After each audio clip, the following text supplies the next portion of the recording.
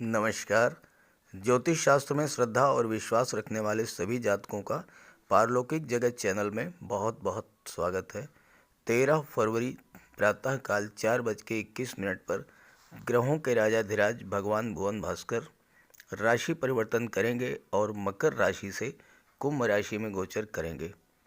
मकर राशि शनि की राशि है और कुंभ राशि भी शनि की राशि है, लेकिन कुंभ राशि में सूर्य देव का गोचर बेहतर फल देने वाला होगा, क्योंकि कुंभ राशि शनि की मूल त्रिकोण राशि है और इसके अलावा मकर राशि की गणना चर राशि में की जाती है, जबकि कुंभ राशि की गणना स्थिर राशि में होती है। इसलिए सूर्य का कुंभ राशि में गोचर ज़्यादा शुभ फल देने वाला होगा। कुंभ का अर्थ है घड़ा। पुराने समय में लोग घड़ों में ही अपना खजाना दबा करके रखते थे, तो कुंभ राशि घड़े का यानी खजाने का प्रतीक है। घड़े का भरना यानी खजाने का इकट्ठा होना। और सबसे बड़ी बात यह है कि कुंभ राशि में देवगुरु का गोचर पहले से ही है और देवगुरु धन के कारक हैं। तो ऐसी स्थिति में सूर्य और गुरु का जो योग बन रहा है वो बहुत ही ज़बरदस्त योग बन रहा है और इसका लाभ आपको मिलेगा। सबसे बड़ी बात यह है कि शनि सूर्य की युति जो अभी तक बन रही थी और उसके जो अशुभ परिणाम आपको मिल रहे थे, अब आपको उससे मुक्ति मिलने वाली है। सूर्य आत्मा के कारक हैं। सूर्य शासन प्रशासन, सरकारी नौकरी, मान सम्मान, पद और प्रतिष्ठा के कारक हैं। और गोचर में सूर्य जब कुंडली में बली अवस्था में गोचर करते हैं, जब सूर्य गोचर में बलवान होते हैं तो मान सम्मान, पद और प्रतिष्ठा में वृद्धि करते हैं और पिता की भाग्योन्नति करते हैं। आपको ये बता दूं कि ये राशिफल आपकी चंद्र राशि के आधार पर विश्लेषण कर रहा हूं और गोचर के प्रभाव को जन्म कुंडली के आधार पर समझना चाहिए। जब आप जन्म कुंडली में सूर्य को समझ लेंगे, अर्थात अगर सूर्य आपकी जन्म कुंडली में बलवान स्थिति में है, तो यह गोचर आपके लिए अत्यंत श्रेष्ठ होगा और हर तरह से उत्तम और श्रेष्ठ प्रभाव देने वाला होगा। लेकिन अगर सूर्य आपकी कुंडली में कमज़ोर हैं, तो ऐसी स्थिति में सूर्य का उपाय करें ताकि आपको इसका पूरा लाभ मिल सके। तो चलिए वीडियो शुरू करते हैं। सबसे पहले मैं आपको ये समझाऊंगा कि सूर्य गुरु महायोग क्या है और इस योग के बनने का क्या प्रभाव पड़ेगा आपके जीवन पर, क्योंकि ये अत्यंत दुर्लभ योग है। वर्ष में एक बार ही 1 माह के लिए आपके जीवन में ये योग बनता है। तो पहले समझते हैं सूर्य गुरु महायोग को और उसके बाद बात करेंगे सूर्य के राशि परिवर्तन का कर्क राशि के जातकों पर प्रभाव। तो आइए पहले समझते हैं सूर्य गुरु युति के प्रभाव को। सूर्य गुरु युति को ज्योतिष शास्त्र में अत्यंत श्रेष्ठ योग माना जाता है। ये योग एक ऐसा योग है जो हमेशा शुभ फल ही देता है। इस योग को ज्योतिष शास्त्र में जीवात्मा योग कहते हैं और नवम पंचम योग भी कहा जाता है। सूर्य को आत्मा, बल, तेज, आत्मविश्वास, आत्मसम्मान और जीवन का कारक माना गया है। देवगुरु ज्ञान, धन, विवेक, संतान, मान सम्मान, उच्च पद, शिक्षा, धर्म और सत्कर्म के कारक माने गए हैं। सूर्य हमें जीवन देते हैं। गुरु हैं जीव, गुरु हैं प्राण शक्ति और सूर्य है आत्मा, इसलिए इसे जीवात्मा योग कहते हैं। इस योग का पहला प्रभाव ये होता है कि ऐसे जातकों की जीवनी शक्ति बहुत ही मजबूत होती है, अर्थात ये योग दीर्घायु प्रदान करता है, आपकी आयु को लंबा करता है। जीवन के प्रति ऐसे जातकों का दृष्टिकोण सकारात्मक होता है। गोचर में ये योग बनने पर निश्चित रूप से आपके ज्ञान, बुद्धि, विवेक में वृद्धि होती है। जीवन में सफलता, उच्च पद और धन प्राप्त होता है। विवाह और संतान का भी योग बनता है। देवगुरु को मेल प्लेनेट कहा गया है और देवगुरु संतान के कारक हैं। सूर्य पिता के कारक हैं। तो इस युति के बनने का सबसे बड़ा लाभ ये होता है कि पुत्र संतान की प्राप्ति का योग बनता है। यदि संतान की प्राप्ति होती है या आप संतान की प्लानिंग कर रहे हैं तो ज़्यादा संभावना इस बात की है कि पुत्र की प्राप्ति होगी और ऐसा पुत्र अत्यंत भाग्यशाली होगा। सूर्य आत्मसम्मान के कारक हैं और देवगुरु ज्ञान के कारक हैं। तो सूर्य गुरु युति के बनने पर आपके ज्ञान, बुद्धि और विवेक में वृद्धि तो होती ही है, आपका कॉन्फिडेंस लेवल भी बहुत हाई रहता है। ऐसे जातक खुद पर तो विश्वास रखते ही हैं, इनके अंदर सकारात्मक ऊर्जा का सतत प्रवाह होता रहता है और ऐसे जातक जहाँ भी पहुँचते हैं उस स्थान को सकारात्मक ऊर्जा से भर देते हैं। क्योंकि सूर्य पिता के कारक हैं तो जिस जातक के जन्म कुंडली में ये योग होता है उसके जन्म लेते ही उसके पिता की भी भाग्योन्नति हो जाती है। पिता का सोशल स्टेटस बढ़ जाता है। साथ ही ऐसे जातक खुद भी बहुत अधिक मान सम्मान और धन अर्जित करते हैं। ऐसे जातकों का राज्य स्तर पर भी सम्मान होता है क्योंकि सूर्य शासन, प्रशासन, राजनीति और राज्य के कारक हैं। ऐसे जातकों का बौद्धिक स्तर भी बहुत उच्च स्तर का होता है क्योंकि बुध का गोचर भी या तो सूर्य के साथ ही होता है या फिर सूर्य के आसपास से ही होता है। इस युति को नवम पंचम योग भी कहते हैं क्योंकि सूर्य पंचम भाव के स्वामी हैं, सिंह राशि के स्वामी हैं और देवगुरु नवम भाव धनु राशि भाग्य भाव के स्वामी हैं। पंचम भाव संतान और शिक्षा का भाव होता है। नवम भाव भाग्य स्थान और उच्च शिक्षा का भाव होता है। तो इस युति के बनने पर व्यक्ति का भाग्योदय तो होता ही है, उसकी संतान भी अत्यंत भाग्यशाली होती है। और ये युति उच्च शिक्षा के क्षेत्र में खासकर आईटी सेक्टर, मैनेजमेंट, मेडिकल और शिक्षा के क्षेत्र में ऊंचाइयों तक ले जाती है। और चूंकि देवगुरु 12वें भाव मीन राशि विदेश भाव के भी स्वामी है तो विदेश में उच्च शिक्षा प्राप्त करने का भी योग बनता है। अगर आप महिला हैं तो ये योग आपको उच्च शिक्षिता तो बनाएगा ही, आप मैनेजमेंट के क्षेत्र में भी उच्च स्तर की सफलता अर्जित करेंगी। नेतृत्व क्षमता में वृद्धि करेगा ये योग। और अगर गवर्नमेंट सेक्टर या प्राइवेट सेक्टर में जॉब है आपका तो आपका जॉब ऐसा होगा जिससे कि आप एक बड़े ऑफिस स्टाफ को कंट्रोल करने और उनसे कार्य कराने की क्षमता रखेंगी। कहने का अर्थ ये है कि आप जॉब या कैरियर के क्षेत्र में उच्च अधिकारी के पद पर सुशोभित होंगी।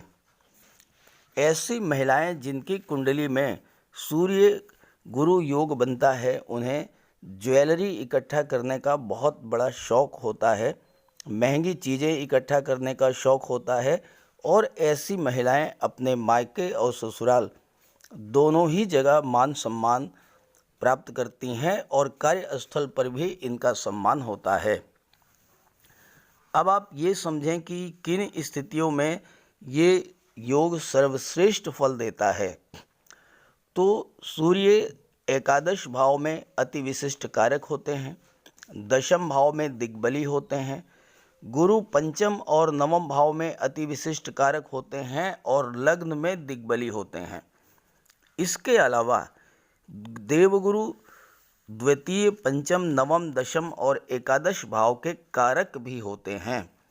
तो इन सभी भावों में सूर्य और गुरु की युति बहुत बेहतर रिजल्ट देती है। हालांकि तीसरे, छठे, आठवें और 12वें भाव में इसके प्रभाव में थोड़ी कमी आती है। अब ये योग सिर्फ एक स्थिति ऐसी है जिसमें अच्छा प्रभाव नहीं देता है, और वो ये है कि अगर राहु का प्रभाव इस युति पर पड़े तो ये युति अच्छा रिजल्ट नहीं देती है। जैसे कि सूर्य गुरु युति बने और उसमें राहु का भी गोचर हो, तो ऐसी स्थिति में राहु का उपाय कर लें। राहु के उपाय पर एक वीडियो मैंने अपलोड किया है, उसका लिंक दे रहा हूँ, वहाँ से राहु का उपाय समझ लीजिएगा और राहु का उपाय कर लेंगे तो सूर्य गुरु की युति जो है वो आपको जीवन में अत्यंत श्रेष्ठ लाभ देने वाली होगी। अब आइए बात करते हैं राशियों के बारे में। तो ये है कर्क राशि के जातकों की कुंडली। सूर्य का गोचर आपकी कुंडली के अष्टम भाव में हो रहा है और यहाँ पर सूर्य और गुरु की युति बनेगी। अष्टम भाव कुंडली का सबसे खराब भाव माना जाता है और अष्टम भाव से आयु, मृत्यु, आकस्मिक दुर्घटनाओं का, सांघातिक रोगों का विचार किया जाता है।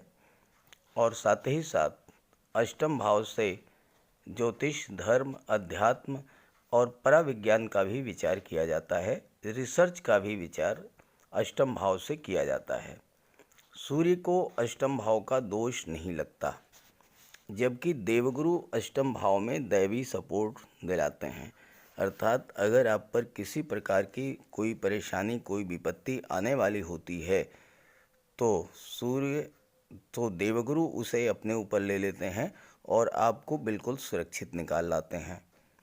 सूर्य में अग्नि है, ऊर्जा है, तेज है और प्रकाश है। तो सूर्य अष्टम भाव के दोषों को अपनी ऊष्मा से जलाकर राख कर देंगे। अगर आप सूर्य की उपासना करते हैं तो रोग, शोक, कष्ट ये आपके पास आने का साहस नहीं करेंगे। अष्टम भाव से अकल्ट साइंस, रिसर्च, अध्यात्म और ज्योतिष का विचार किया जाता है, तो आपको इन क्षेत्रों में सफलता भी दिलाएंगे और नई नई उपलब्धियां आपको हासिल होंगी। चूँकि सप्तम भाव में बुध का गोचर है और सूर्य का अष्टम भाव में गोचर है, तो व्यापार के क्षेत्र में भी आपको सफलता दिलाएंगे और धन की प्राप्ति होगी। आपकी छिपी टैलेंट को बाहर निकालेंगे। रिसर्च, अध्यात्म, शिक्षा, व्यापार, मैनेजमेंट और आईटी सेक्टर में आप नई नई खोज करेंगे और नई नई ऊंचाइयों को हासिल करेंगे। अष्टम भाव में देवगुरु आपको दीर्घायु भी बनाएंगे, दैवी सपोर्ट भी दिलाएंगे। कितनी भी कठिन परिस्थिति हो, लेकिन आप उसका सामना करेंगे और उससे बाहर निकलेंगे। आपकी पिछली परेशानियों को देवगुरु दूर करेंगे और ख़ास करके धन संबंधी परेशानियों को तो बिल्कुल ही दूर कर देंगे, क्योंकि देवगुरु की दृष्टि भी पड़ रही है कुंडली के धन भाव पर और सूर्य की दृष्टि भी धन भाव पर पड़ रही है। देवगुरु आपको ससुराल पक्ष से भी धन का लाभ कराएंगे। मार्केटिंग और इंश्योरेंस के क्षेत्र से भी धन प्राप्त होगा।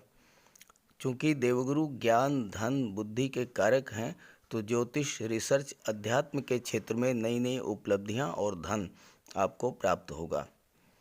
तीर्थ यात्राओं की इच्छा पूरी होगी और भाग्योन्नति आपकी विदेश में होगी। परिवारीय जनों का आपको सहयोग प्राप्त होगा। चूँकि अष्टम भाव आकस्मिकता का है, तो अचानक से धन का प्राप्ति होगी आपको, लेकिन वाहन चलाते समय आपको सावधानी रखना है। और अगर आप हार्ट के, हाई बीपी के या ब्लड संबंधी रोगों के शिकार हैं, ये पहले से ही आपको बीमारियां हैं, तो आपको विशेष सावधानी भी बरतनी होगी। अब आइए बात कर लेते हैं कुंडली की सूर्य की दृष्टि के बारे में, जो कि कुंडली के धन भाव पर पड़ रही है। सूर्य की दृष्टि कुंडली के द्वितीय भाव पर पड़ेगी। द्वितीय भाव के स्वामी भी सूर्य हैं। कुंडली के द्वितीय भाव से संचित धन, कुटुंब, वाणी, इन सब का विचार किया जाता है और सूर्य यहाँ पर आपके अंदर धन संचय की प्रवृत्ति को बढ़ा देंगे। धन संचित कैसे होगा? जब आय बढ़ेगी, और आय भाव के स्वामी जो हैं, लाभ भाव के स्वामी जो हैं, वो हैं शुक्र। और शुक्र धन, वैभव, ऐश्वर्य और सुखों के कारक हैं, तो आय बढ़ेगी। जब आय बढ़ेगी और अनावश्यक खर्चों पर रोक लगेगी, तो धन का संचय होगा। सूर्य गुरु की युति आपकी बुद्धि विवेक को इतना जागृत करेंगे कि एक एक पैसा खर्च करने से पहले आप 100 बार सोचेंगे। परिणाम ये होगा कि आपके पास धन का भंडार इकट्ठा होता चला जाएगा। जन्म कुंडली में सूर्य अगर आपके बलवान हैं, तो आपको महाधनी बना देंगे। जीवन भर धन की कमी नहीं होगी। राज्य से धन प्राप्त होगा, अर्थात सरकारी नौकरी, सरकारी प्रोजेक्ट, गवर्नमेंट टेंडर या राजनीति, इन क्षेत्रों से धन की प्राप्ति होगी। सूर्य आत्मा, बल, तेज, साहस, शासन प्रशासन और ऊर्जा के कारक हैं, जबकि देवगुरु ज्ञान, धन, बुद्धि, विवेक, मान सम्मान के कारक हैं, धर्म और सत्कर्म के कारक हैं। तो सूर्य और गुरु की युति बनने से आप अपने ज्ञान, बुद्धि और विवेक के बल पर सफलता और उच्च पद अर्जित प्राप्त करेंगे और प्रचुर मात्रा में धन भी प्राप्त होगा। सूर्य आपका बैंक बैलेंस बढ़ा देंगे। शेयर, प्रॉपर्टी, गोल्ड में आपका निवेश बढ़ेगा। सेकंड हाउस वाणी का है। आपकी वाणी में इतना ज्ञान और ओज होगा कि लोग आपकी बात सुनेंगे और मानेंगे। सूर्य राजा हैं। आप में नेतृत्व क्षमता की वृद्धि करेंगे, जिससे कि आप कार्यस्थल पर, शासन प्रशासन में, राजनीति में लोगों का नेतृत्व करेंगे और अपने भव्य व्यक्तित्व और ओजमयी वाणी से लोगों को प्रभावित करेंगे। लोग मंत्रमुग्ध होकर के आपको सुनेंगे। सेकंड हाउस में देवगुरु आपको राज दरबार का सुख प्रदान करते हैं, अर्थात आपको शासन प्रशासन या राजनीति के क्षेत्र से धन की प्राप्ति होगी। ससुराल पक्ष से विशेष लाभ होगा। पत्नी भी उच्च शिक्षिता होंगी और सहयोगी नेचर की होंगी। हालांकि सेकंड हाउस में सूर्य वाणी में क्रोध और ईगो की भावना, अहंकार की भावना पैदा करते हैं, लेकिन देवगुरु भी यहाँ पर हैं तो स्थितियों को संभाल लेंगे। फिर भी आप सूर्य का उपाय कर लें। अब आइए बात कर लेते हैं सपोर्टिंग प्लैनेट्स के बारे में। किसी भी कुंडली का विश्लेषण करते समय सपोर्टिंग प्लैनेट्स के बारे में बात करना बहुत ही ज़रूरी होता है। यहाँ पर शुक्र का गोचर कुंडली के 6ठे भाव में है और शुक्र की दृष्टि पड़ रही है द्वादश भाव पर, और शुक्र धन भाव के, लाभ भाव के स्वामी हैं। द्वादश भाव विदेश का होता है, तो आपको विदेश से धन की प्राप्ति होगी। एक्सपोर्ट इंपोर्ट का बिजनेस है तो वहाँ से आपको लाभ होगा। उच्च शिक्षा के लिए मैनेजमेंट के क्षेत्र में, आईटी सेक्टर में या कला के क्षेत्र में आप विदेश जा सकते हैं हायर एजुकेशन के लिए। एकादश भाव में सूर्य शुक्र अत्यंत शुभ फल प्रदान करते हैं। शुक्र जातक को समृद्धि और संपन्नता प्रदान करते हैं और एक से अधिक साधनों से धन का लाभ कराते हैं। मल्टी सोर्स इनकम होती है। धन का भंडार दिन दूने रात चौगुने बढ़ता है। शुक्र के प्रभाव से जातक का शरीर निरोग होता है और स्वस्थ रहता है। शुक्र कला और सौंदर्य के कारक हैं, तो आपकी रुचि कला, संगीत, नृत्य, लेखन, गायन, वादन और अभिनय में हो सकती है। सोशल मीडिया या पत्रकारिता में भी हो सकती है। और धन की जो प्राप्ति है वो भी कला क्षेत्र से जुड़े कार्यों से होगी। शुक्र सौंदर्य के कारक हैं। जो जातक महिलाओं के सौंदर्य प्रसाधन, cosmetics, perfumes, dress designing, fashion designing, readymade garments, इन सब का कार्य कर रहे हैं, उन सभी जातकों को धन का प्रचुर लाभ होगा। महिलाओं को आभूषण अत्यंत प्रिय होते हैं, तो जो जातक सोना, चांदी, हीरे, मोती, जवाहरात, माणिक्य, इन सब का व्यवसाय करते हैं, स्वर्णकार हैं या जौहरी हैं उनके लिए भी ये गोचर बहुत ही बेहतर है। शनि का गोचर कुंडली के सप्तम भाव में है, केंद्र के भाव में है और स्वराशि में है। तो यहाँ पर शश महापुरुष राजयोग का निर्माण हो रहा है, जो कि बहुत ही श्रेष्ठ राजयोग है और इसका लाभ आपको प्राप्त होगा। सप्तम भाव से व्यापार का विचार किया जाता है और यहाँ पर बुध का गोचर है और शनि राजयोग का निर्माण कर रहे हैं। तो आपके व्यापार के क्षेत्र में, खास करके real estate, property dealing, construction के क्षेत्र में बहुत अधिक लाभ के योग बन रहे हैं। साथ ही साथ शनि अष्टम भाव के स्वामी भी हैं और अष्टम भाव भूमि से नीचे के दबे हुए पदार्थों का होता है। तो जो जातक mines, mineral, petroleum, diesel, gas, medicine, scrap, rubber, automobiles, transport, इन सब के व्यापार व्यवसाय में जुड़े हुए हैं, इन्हें भी बहुत बड़ा धन का लाभ होगा। कुल मिलाकर के सूर्य का ये राशि परिवर्तन आपके जीवन में सकारात्मक परिवर्तन लाएगा। बहुत ही दुर्लभ योग बन रहा है, लेकिन सूर्य अगर आपकी कुंडली में कमज़ोर हैं तो सूर्य का उपाय कर लें, सूर्य की उपासना करें, सूर्य को अर्घ्य दें। तांबे के लोटे में जल, अक्षत, लाल पुष्प, रोली, चंदन ये डाल करके सूर्य को अर्घ्य दें। साथ ही साथ पिता की सेवा करें, पिता की केयर करें और उनका आशीर्वाद प्राप्त करें। आदित्य हृदय स्तोत्र का पाठ करें, गायत्री मंत्र का जाप करें। अगर आप ये सब उपाय करते हैं तो सूर्य के सभी शुभ फल आपको प्राप्त होंगे। तो ये वीडियो आपको अच्छा लगे तो अपने साथियों को भी ज़रूर शेयर कीजिएगा। सभी ग्रहों की कृपा दृष्टि आप पर बनी रहे, इसी भावना के साथ आप सभी का बहुत बहुत धन्यवाद। नमस्कार।